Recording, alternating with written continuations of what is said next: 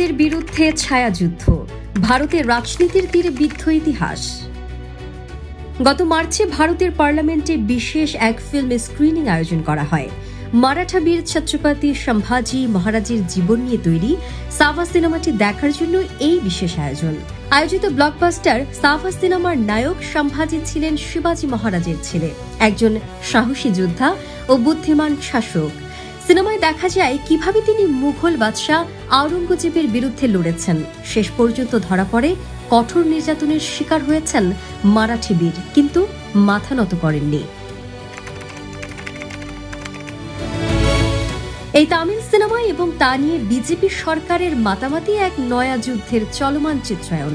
এই যুদ্ধ নিজেদের অতীতের বিরুদ্ধে, ইতিহাসের বিরুদ্ধে, ভারতের ইতিহাস থেকে মুসলমান শাসকদের মুছে ফেলার এক ঘৃণ চক্রান্ত, যেমনটা চলছে আমাদের বাংলাদেশেও মুক্তিযুদ্ধের সমস্ত স্মৃতিচিহ্ন মুছে ফেলার চেষ্টার মাধ্যমে। মুঘল শাসনের পতন হয়েছে সেই কবেই। 1526 সালে মুঘল সম্রাট বাবরের হাত ধরে শুরু হয়ে তা শেষ হয় 1857 সালে বাহাদুর শাহ জাফরের হাতে। সিপাহী বিদ্রোহের পর ব্রিটিশরা বাহাদুর শাহকে নির্বাসনে পাঠায় বার্মায়, সেখানেই তার মৃত্যু হয় 1862 সালে। মুঘল শাসন নেই, কিন্তু তার ছায়া রয়ে গিয়েছে। রয়েছে 330 বছরের উত্থান পতনের ইতিহাস। ইন্ডিয়ায় বিজেপি সরকার এখন শুরু করেছে সেই ছায়ার সঙ্গে লড়াই, মুঘল ইতিহাস মুছে দেওয়ার লড়াই।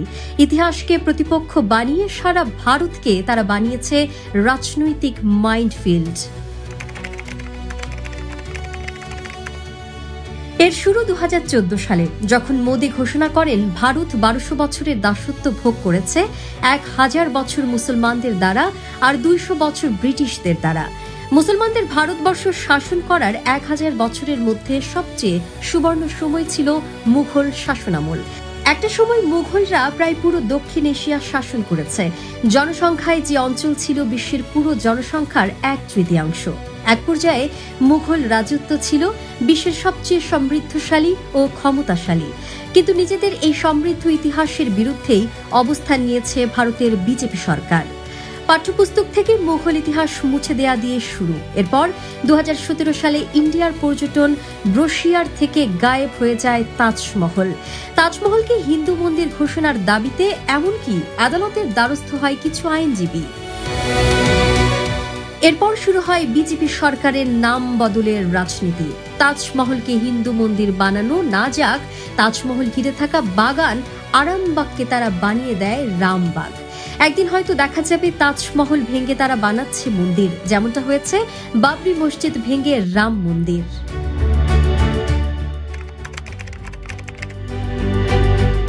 আলোচিত সাভা সিনেমায় নায়ক ভিকি কৌশল মারাঠি বীর সম্ভাজির চরিত্রে দুর্দান্ত অভিনয় করেছেন। যুদ্ধের দৃশ্য, পোশাক, সেট সবই বড় পর্দায় চমৎকারভাবে ফুটে উঠেছে, কিন্তু সমস্যা হয়েছে ইতিহাসের বয়ানে। সিনেমাটি মুঘল সম্রাট আওরঙ্গজেবকে কেবল এক নিষ্ঠুর ধর্মান্ধ মুসলিম শাসক হিসেবে দেখিয়েছে। তার শাসনের জটিলতা, রাজনৈতিক সিদ্ধান্ত বা ঐতিহাসিক প্রেক্ষাপট কিছুই তুলে ধরা হয়নি। পুরো গল্পটি এমনভাবে বলা হয়েছে যেন এটি হিন্দু মুসলিম যুদ্ধ, যেখানে সম্ভাজি একজন ধার্মিক নায়ক আর আওরঙ্গজেব একজন বর্বর অত্যাচারী ভিলেন। এই একপাক্ষিক গল্প বলার বিপদ বাস্তবেও দেখা গেছে। নাগপুরে সিনেমা দেখার পর একটি মিছিল থেকে আওরঙ্গজেব বিরোধী উস্কানিমূলক স্লোগান ওঠে, পরে সেটি রাস্তায় সংঘর্ষের রূপ নেয়। দোকান ভাঙচুর, মানুষ আহত হয়। সিনেমার দৃশ্য আর সংলাপ সামাজিক মাধ্যমে ভাইরাল হয়। এরপর বিজেপির এক এমপি আওরঙ্গজেবের সমাধি ভেঙে দেওয়ার দাবি জানান। পরদিন বিশ্ব হিন্দু পরিষদ ও বজরঙ্গ দলের কর্মীরা নাগপুরে আওরঙ্গজেবের পুষ্পোত্তলিকা দাহ করে। মুসলমানরা এর প্রতিবাদ জানালে শুরু হয় দাঙ্গা। ভারতে নাম বদলের রাজনীতি চলছে। 2014 সালে দিল্লির আওরঙ্গজেব রোডের নাম বদলে doctor APJ Abdul Kalam road করার মধ্য দিয়ে এর শুরু। এরপর একে একে মুজাফফরাবাদ হয়ে যায় সরস্বতীনগর, এলাহাবাদ থেকে প্রয়াগরাজ, হোসাঙ্গাবাদ থেকে নর্মদাপুরম, আহমেদনগর থেকে আহিলানগর, করমগঞ্জ হয়ে যায় শ্রীভূমি। শুধু উত্তরপ্রদেশেই এরকম 14টি নাম পরিবর্তনের চেষ্টা রয়েছে। অতীত মুছে দেওয়ার এরকম চেষ্টা আজ বাংলাদেশেও হচ্ছে। অতীতের ছায়াকেও যেন আমাদের ভয়, তাই মুছে দেয়া হবে সবকিছু। প্রয়োজনে যুদ্ধ ঘোষণা করতে হবে ছায়ার সাথে। বাংলাদেশের ইতিহাস মুছে দেওয়ার অপতৎপরতার ভিডিও দেখতে অপেক্ষায় থাকুন।